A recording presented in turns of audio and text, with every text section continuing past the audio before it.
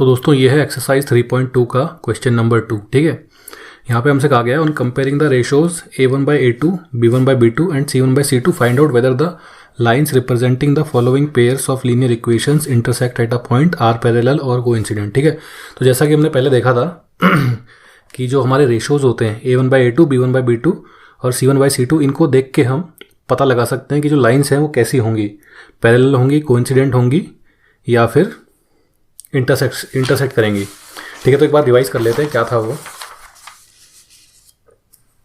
देखिए हमारी जो स्टैंडर्ड फॉर्म होती है पेयर ऑफ लीनियर इक्वेशंस की, वो क्या होती है, A1x plus B1y plus C1 is equal to 0, ये तो पहली इक्वेशन।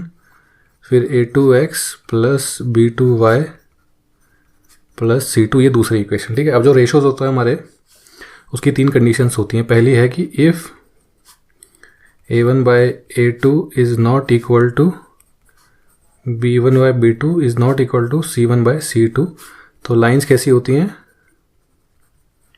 इंटरसेक्टिंग। ठीक है, उसके बाद second condition, if A1/A2 is equal to B1/B2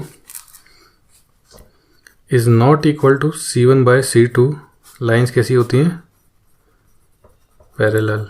और तीसरी कंडीशन क्या है, if A1/A2 is equal to B1/B2 is equal to C1/C2, lines कैसी होती हैं, कोइंसिडेंट।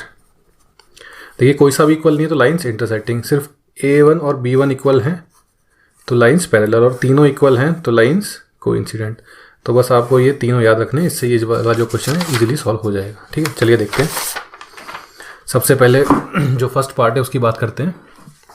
यहाँ पे हमें पेयर ऑफ लीनियर इक्वेशंस दी हुई हैं, 5x minus 4y plus 8 is equal to 0, 7x plus 6y minus 9 is equal to 0। ठीक है, अब यहाँ पे हम A1, A2 और B1, C1 और A2, B2, C2 की वैल्यू निकाल लेते हैं। ठीक है, कैसे निकालें, देखिए स्टैंडर्ड फॉर्म पहले लिख ही लेते हैं। यहाँ पे A1x plus B1y plus C1 is equal to 0 और A2x plus B2y plus C2 is equal to 0। अब देखिए कंपेयर कर लेते हैं।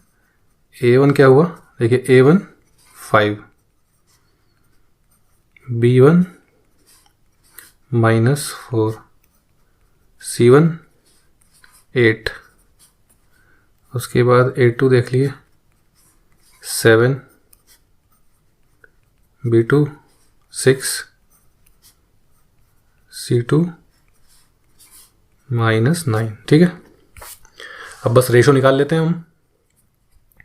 देखिए A1/A2 कितना आया, 5/7, B1/B2 -4/6, इसका और काट सिंपल कर लीजिए, -2/3, और C1/C2 कितना होगा, 8/9। तो देखिए A1/A2 5/7, ये -2/3, तो ये नॉट इक्वल हैं।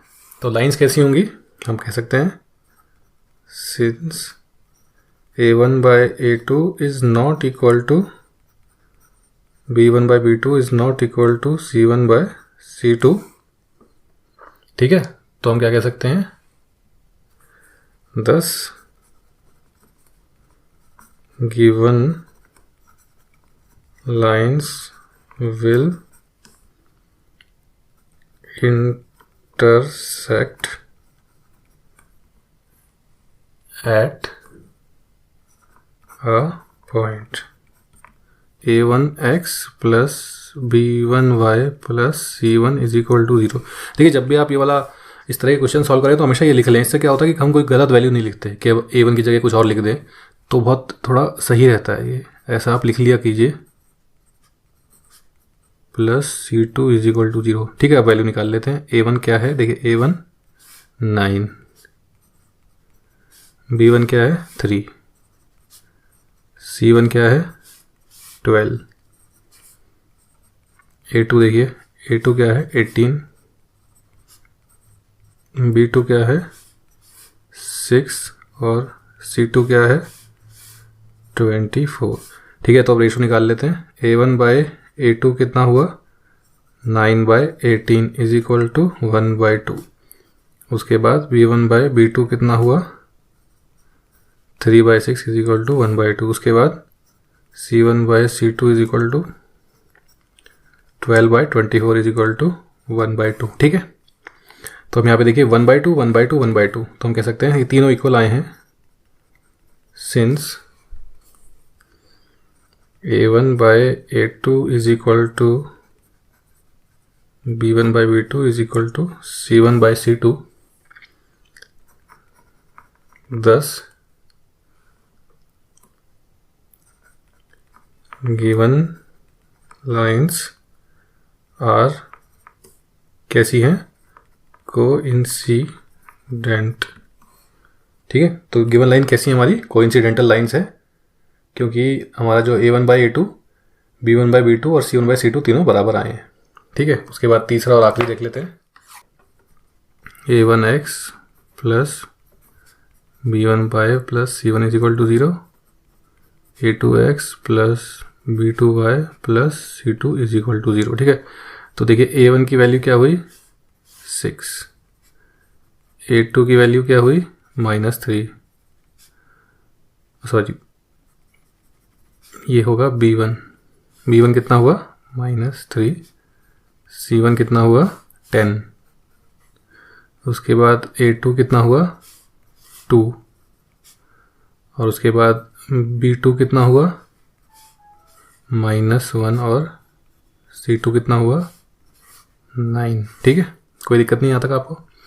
अब निकाल लेते हैं रेशोज A1 बाई A2 कितना हो गया 6/2 यानी कि 3/1। उसके बाद B1 बाई B2 कितना होगा -3 बाय -1 -1 कट जाएगा यानी कि 3/1, और C1 बाई C2 कितना होगा 10/9। तो देखिए A1 बाई A2 3/1 और B1 बाई B2 3/1, तो हम कह सकते हैं कि since A1 by A2 is equal to B1 by B2 and not equal to C1 by C2। ये कौन सी कंडीशन होती है, ये पैरेलल लाइन वाली कंडीशन होती है। ठीक है, जैसे हमने पहले इन फॉर्मूले में देखा था, आप एक बार दोबारा से इनको देख लीजिएगा। अगर तीनों नहीं इक्वल होते हैं तो इंटरसेक्टिंग, और A1 A2 B1 B2 equal होते हैं तो पैरेलल, और तीनों इक्वल होते हैं तो कोइंसिडेंट। ठीक है, तो ये किसकी कंडीशन होगी पैरेलल की। thus given lines are कैसी हैं वो पैरेलल।